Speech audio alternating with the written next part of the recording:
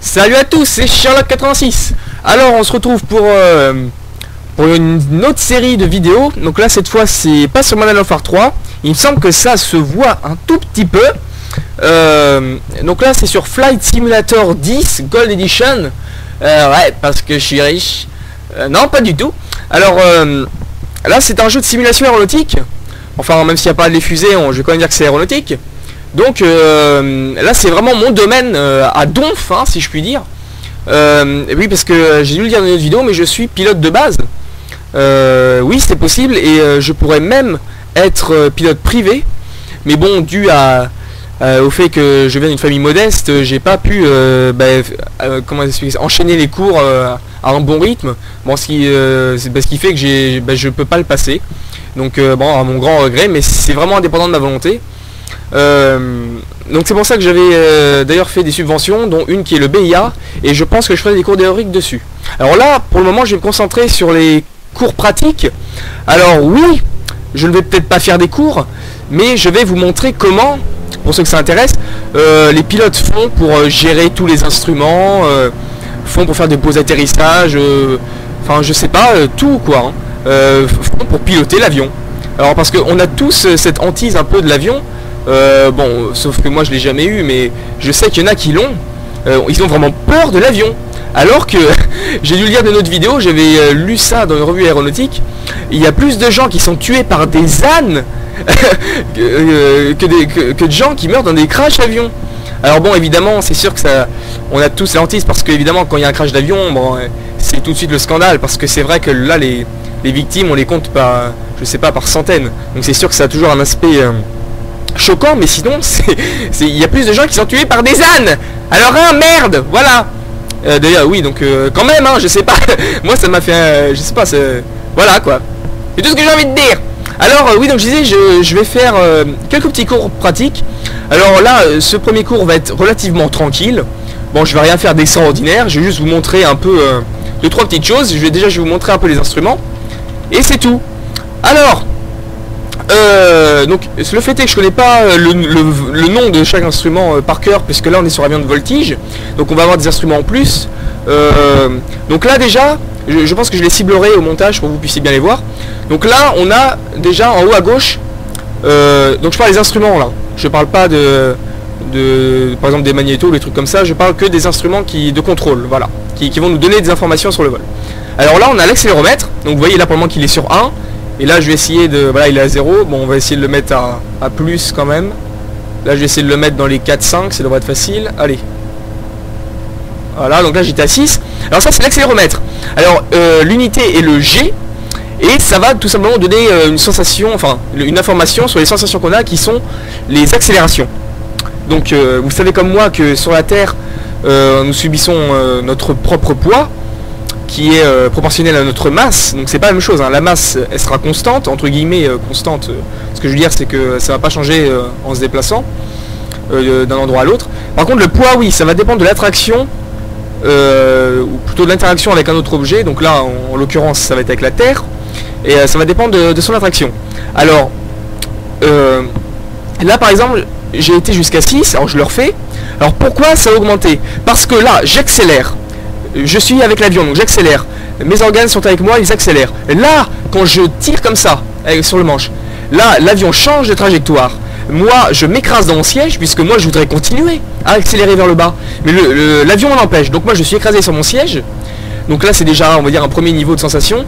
Et le deuxième niveau, c'est que mes organes, qui sont encore, pas forcément très solidaires de nos os et tout, font que du coup, ils vont continuer à descendre aussi. Donc on va avoir une sensation que nos organes vraiment veulent partir, et c'est vraiment ce qui constitue le mieux les sensations que l'on a. Donc voilà comment on mesure cette sensation avec les G.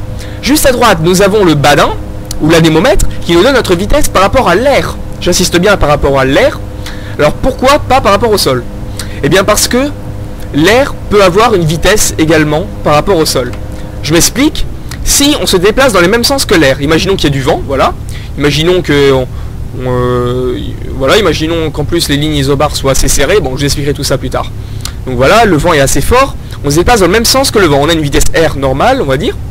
Cependant, L'air se déplace aussi par rapport au sol, à cause de la différence de pression entre l'anticyclone et la dépression, ce qui fait que le vent va se déplacer, enfin pardon, il va y avoir du vent, et donc le vent va avoir une vitesse, imaginons 40 km/h, et moi je me déplace à 150 km/h.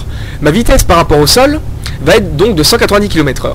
Donc c'est pour ça qu'on a la vitesse R et la vitesse sol. Donc la vitesse R va donc, ça va être celle-là, ça va être sur le badin. Alors bon, après il y a quelques erreurs, hein. Bon, là on va voir la vitesse R indiquée, et il y aura aussi une différence avec la vitesse R réelle. Bon, là après ça dépend de l'altitude, de la pression, etc. Donc ça on verra plus tard dans les cours théoriques. Donc voilà. Alors ensuite, en bas à gauche là, je reste dans le carré à gauche là, on a, vous voyez la petite bille là, donc ça c'est pour la symétrie du virage. Donc là, pour être un virage symétrique, il faut la bille soit au milieu, donc là je la mets au milieu, voilà. Le petit avion qui est au milieu, qui bouge là comme ça, c'est pour nous dire si on est auto-standard. Là je suis auto-standard, donc j'expliquerai ça aussi plus tard. Juste à droite, c'est l'altimètre, donc il nous donne notre altitude par rapport à une pression de référence. Donc là j'ai pas fait très attention à quelle pression j'ai pris, bon tant pis. Donc voilà, donc là vous voyez si je tire là je vais augmenter, etc. Alors ensuite au centre, en haut, vous avez le compas magnétique, qui va donc donner notre orientation magnétique, qui n'est pas la même. Je précise que le nord magnétique n'est pas le même que le nord géographique. Donc il y a des déclinaisons, on verra ça. On verra ça dans les cours théoriques de la navigation.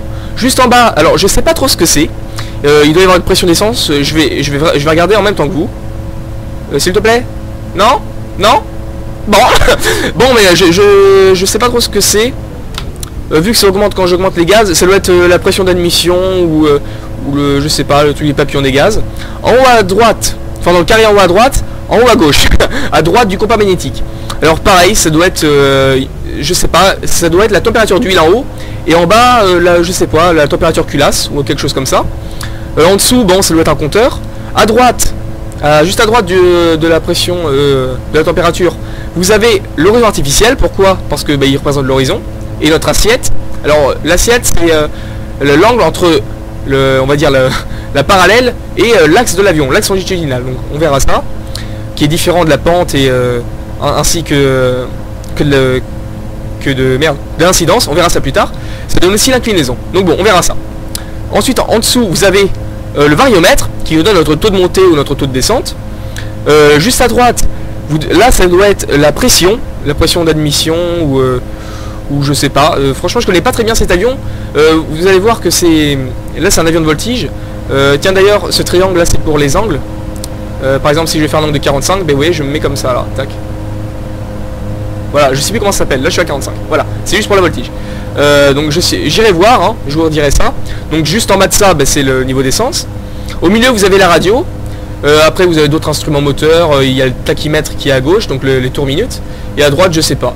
Ça doit être un autre instrument de contrôle moteur. Là, franchement, j'arrive pas à bien voir ce que c'est, parce que bon, la résolution n'est pas magnifique. Alors là, vous avez les pédaliers, là, ce que je bouge, qui contrôlent la direction de l'avion. Donc vous voyez, c'est ce qui bouge là derrière. Et donc ça fait bouger l'avion par rapport à son axe de lacet. Là, je contrôle les ailerons en bout d'aile. Donc je vous expliquerai comment il fait pour tourner ça. Qui contrôle l'avion autour de l'axe de roulis. Donc comme ça. Et là, vous avez... bon, c'est avec le manche. Hein, et le manche comme ça, c'est pour l'axe longitudinal donc de l'avion. Donc qui permet de bouger comme ça. L'axe de tangage, pardon. L'axe de tangage. Qui permet de faire tanguer comme un bateau en fait. Voilà. Alors là... Donc c'est tout, hein. Là je vous explique juste les trucs on va dire principaux. Donc là aussi c'est pour la commande du régime moteur. Là la petite manette bleue c'est pour le pas de l'hélice. Alors je vais expliquer tout ça, hein. Et la rouge c'est pour la richesse. Bon, je sais c'est beaucoup d'infos, mais ne vous inquiétez pas, je vais tout reprendre, mais vraiment tout, hein. Donc vous inquiétez pas pour ça. Alors bon, je vois qu'il me reste plus beaucoup de temps pour la vidéo, donc je vais essayer de faire un atterrissage. Alors il se pourrait que j'accélère dans la vidéo pour éviter que vous voyez tout le trajet que je fais. Comme ça fera gagner du temps. Donc voilà. Voilà. Non, en fait, ça va être suffisant, il me semble. Bon, là, je suis un peu haut. Je suis un peu haut, un peu rapide. Donc, écoutez, je vais faire une manip qu'on fait dans le pilote privé. Donc, bon, ça, par contre, vous le ferez pas tout de suite. Normalement, même moi, là, j'ai pas le droit de le faire dans la réalité. Hein. Bon, je vous le cache pas. Hein. En même temps, on est sur simulation, donc on peut se le permettre. Donc là, en fait, je fais une glissade, tout simplement. Là, je vais juste la faire vraiment accentuée. Je fais une grande glissade. Voilà. Ce qui fait que je vais perdre pas mal d'altitude. Voilà. De vitesse aussi. Voilà. Ok, nickel. Voilà. Voilà, ça va mieux d'un coup. Voilà, je suis beaucoup mieux. Donc là, je suis pas vraiment dans l'axe, donc c'est pas grave, je vais m'y mettre. Hein. Donc là, je suis toujours un peu trop rapide. Voilà. Voilà. Là, déjà, c'est beaucoup mieux. Alors, donc je vais atterrir. Donc vous voyez là, les petites lumières, c'est pour indiquer si on est sur la pente. Sur la pente de descente normale, on va dire, qui est normalement de 5%. Donc là, ça veut dire que je suis trop haut, là. Là, le blanc, ça veut dire que je suis trop haut. Donc c'est pas grave, hein. Bon, je ferai de plus beaux atterrissages plus tard. Donc là, c'est juste pour vous montrer l'atterrissage, hein, juste pour que vous voyez à quoi ça ressemble. Donc là, vous voyez, normalement, il faut atterrir sur les plots, là. Les gros marqueurs blancs, là. Donc bon, je vais pas atterrir dessus, hein, et je vais peut-être atterrir au milieu de la piste, d'ailleurs. La piste, je corrige. Donc là, vous voyez, j'arrive assez vite, quand même. Donc là, je vais faire un petit palier pour perdre la vitesse. Voilà. Donc je suis pas bien sur l'axe, hein, c'est pas grave, hein, c'est pas grave. Donc là, vous voyez, je commence à perdre la vitesse, donc là, je vais continuer à cabrer un peu l'avion. Pour faire l'atterrissage tout en douceur. Alors, regardez. Merde. Voilà. Et là, regardez. Et... paf! Nickel! Sur la ligne. Bon, alors là, je me suis un peu écarté la ligne parce que j'ai essayé de vous montrer ça de l'extérieur. Donc bon, si j'étais resté là en vue comme ça, j'aurais fait un bel atterrissage sur l'axe. Donc là, j'ai juste activé les freins. Donc vous avez vu à peu près... donc déjà, je vous ai montré les instruments. Qui nous renseignent. Je vous ai montré quelques commandes. La prochaine fois, je vous montrerai des trucs plus spécifiques sur un autre avion parce que là, c'est un avion de voltige. Donc là, c'était juste pour m'éclater un peu. Voilà, allez, à tout à l'heure.